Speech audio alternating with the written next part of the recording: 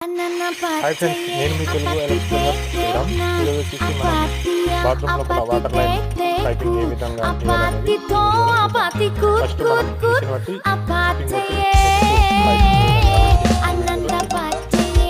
Like and subscribe Telugu electrical work. ఇది వచ్చేసి మనం వాల్ మిక్సర్ సెట్ ఫిట్టింగ్ చేసుకోవడానికి లోపల వాటర్ లైన్ అనమాట. ఈ విధంగా మనం లైన్ చేసుకోవాలి.